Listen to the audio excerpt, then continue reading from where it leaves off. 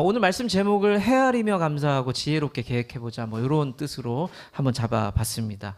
여러분들 미래를 볼 수 있는 능력이 좀 있으세요? 좀 예측 가능하세요? 내 미래가. 우리가 미래를 볼 수 있는 사람은 없죠. 그냥 짐작을 좀 해볼 수는 있겠지만 그것을 정확하게 보고 이렇다라고 말할 수 있는 사람은 없을 겁니다. 그래서 사람들이 다 불안을 느끼죠. 모르니까 불안한 거죠. 그렇죠?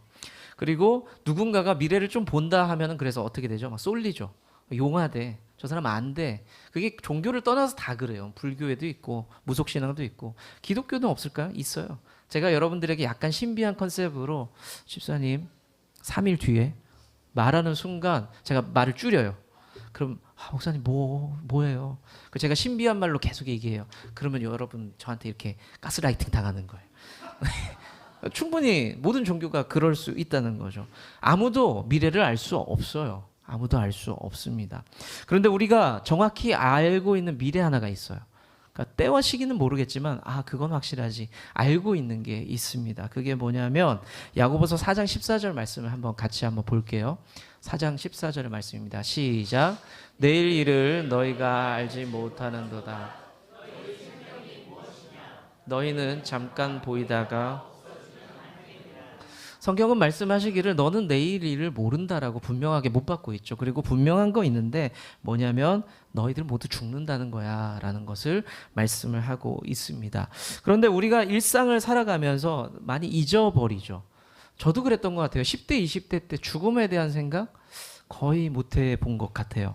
40대 중반이 되었지만 여전히 죽음은 조금 그냥 뭐 부모님 세대가 이제 돌아가시고 있죠. 그래도 여전히 조금 먼 이야기 같습니다. 근데 어떨까요? 50대는 어떠세요? 조금 가까워지는 느낌이 드세요? 그러세요? 우경 성도님 벌써 50대세요? 그러셨구나. 네. 60대는 어때요? 조금 더 가까운 느낌이 드나요? 아예 아니죠. 그렇죠. 네. 70대쯤 되면 어떨까요? 네, 이제 조금 뭐 느낌이 오시나요?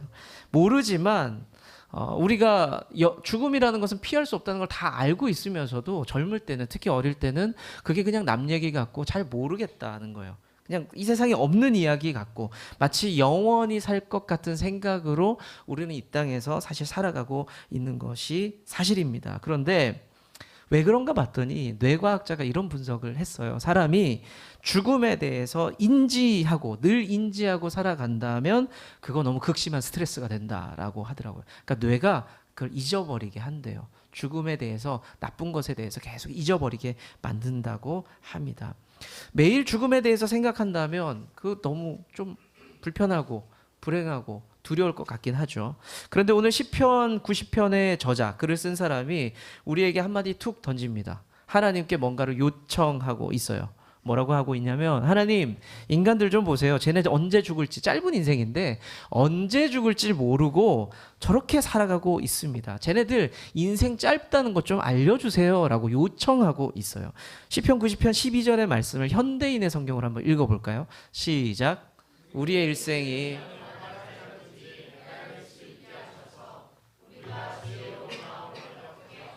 여러분들 헤아린다는 게 뭐예요? 손으로 이렇게 꼽아보는 거죠. 양이 많다는 거예요? 적다는 거예요? 적은 거예요. 헤아려 본다는 거. 우리의 인생의 수가 그렇게 길지 않다라고 헤아려 볼 만할 정도로 짧다라고 성경은 말씀을 하고 있습니다.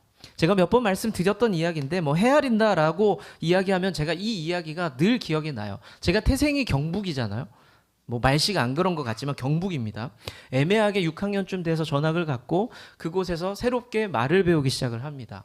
그런데 갔더니 애들이 이상한 말을 하는 거예요. 경북 애가 충청도에 갔으니까 그 말이 이상해 보였어요. 막 싸울 때도 말이 늘어지는 거. 막 경상도는 어때요? 싸울 때 대가리를 확 부사 이렇게 막 나가잖아요. 그러니까 험악하단 말이에요. 무섭단 말이에요. 근데 충청도는요, 대전을 갔더니 왜 그래 뭐요 이렇게 막 서로 젠틀하게 싸우고 있더라고요. 그래서 제가 그때 알았죠. 나 저런 말 안 배워야 되겠다. 저 말 배우고 싶지 않다라는 생각 때문에 TV를 틀어놓고 말을 배우기 시작했습니다. 사실 그래가지고 제가 충청도 티가 조금 덜 나죠. 대전에서 계속 살았지만 충청도 말이 좀 덜합니다. 그런데 아내랑 오래 얘기해보면 한 번씩 나오거든요.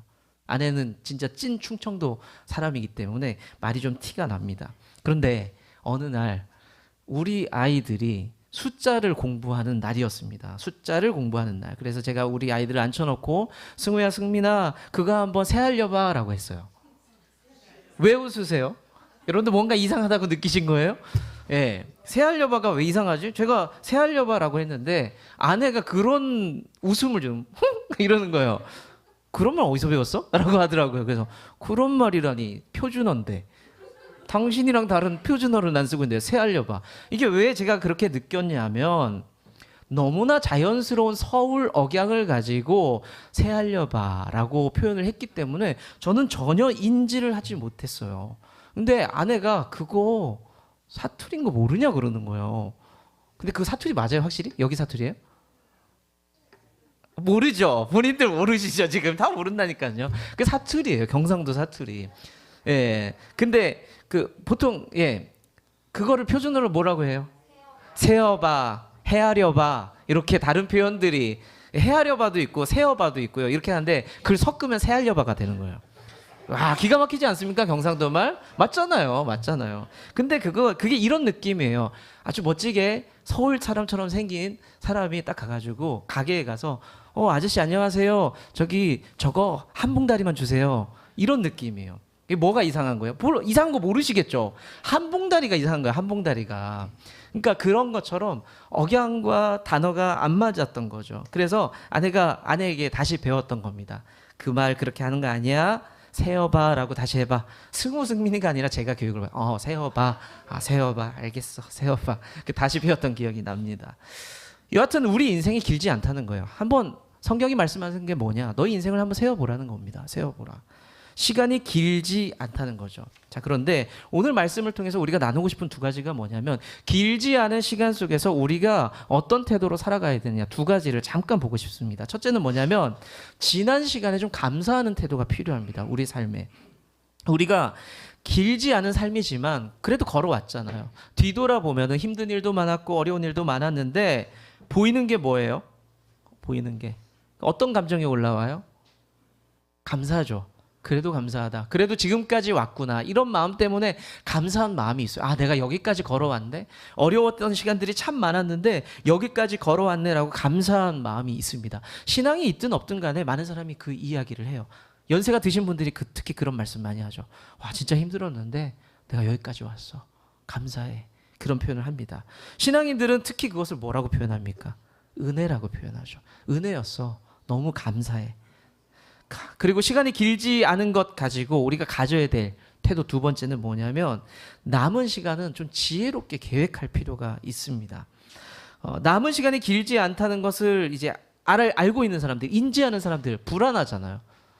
여러분들 내일이 마지막 날이에요. 그럼 어때요? 기뻐요? 불안하죠. 내일이 마지막이라면 불안합니다. 그런데 반면에 다른 사람이 있어요. 불안함을 가진 사람도 있지만 다른 사람이 있어요. 어떤 사람일까요? 그냥 불안하세요? 여러분들은?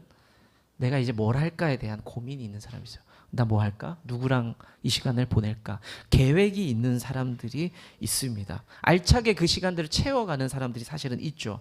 하나님께서 성도에게 주시고 싶은 메시지가 이거예요. 남아있는 삶, 다시 나를 만날 때까지 길지 않아. 너 그 시간을 뭘로 채울래? 어떻게 계획하며 살래? 라고 말씀을 하고 있다는 거죠. 여러분들 2024년의 시간들이 좀 어떠셨어요? 다이나믹한 삶을 사셨습니까? 복잡하고 굴곡이 있는 그런 분도 있었겠죠. 반면에 그냥 뭐 22년이나 23년이나 24년이나 똑같았어. 그런 시간을 보낸 분도 분명히 있을 겁니다. 오늘 우리가 지난 시간을 돌아봤을 때 고백해야 될 게 뭐라고요? 아까 계속 말씀드렸어요. 뭐다? 감사다. 감사.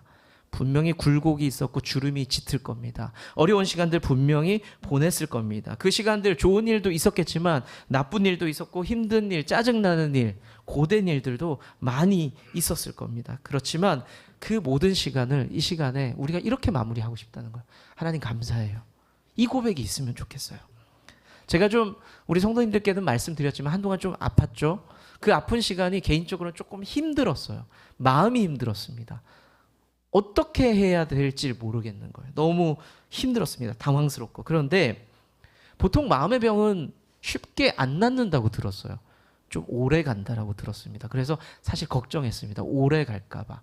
그런데 2달, 3달째 되면서 밥도 좀 먹기 시작하고 조금 사람도 만날 수 있게 되었고 사람들이 만나자고 할 때 두렵지 않고 또 나갈 수 있었습니다. 제가 그 시간들을 돌아보면서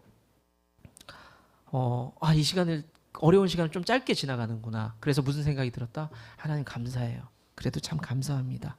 여러분들 2024년 마무리하면서 저와 함께 이렇게 한번 고백해 보면 어떨까요? 제가 먼저 해볼게요. 같이 한번 해보세요. 하나님 감사합니다. 네, 그 마음을 담아서 한 번만 더 해볼까요? 하나님 감사합니다. 네, 더 어렵고 힘든 일이 있을 수 있었어요. 하지만 여러분들 이 시간 여기까지 하나님이 인도해 주셨습니다.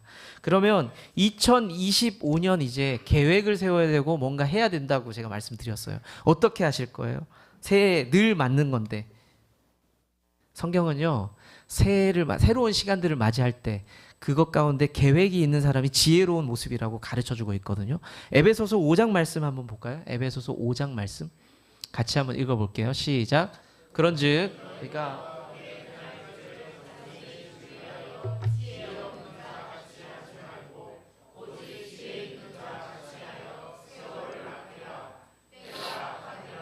그러므로 어리석은 자가 되지 말고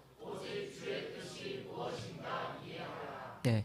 어떤 사람이 지혜로운 사람이냐? 오늘 방금 읽었던 말씀은 악한 세상에서 살아가는데 그 가운데서도 주의 뜻을 좀 알아야 된다. 그리고 시간을 좀 아껴 쓰고 그 어떻게 행할지 좀 생각하면서 행동하는 자들이 하나님이 말씀하신 지혜로운 자다라고 말씀을 하고 있습니다.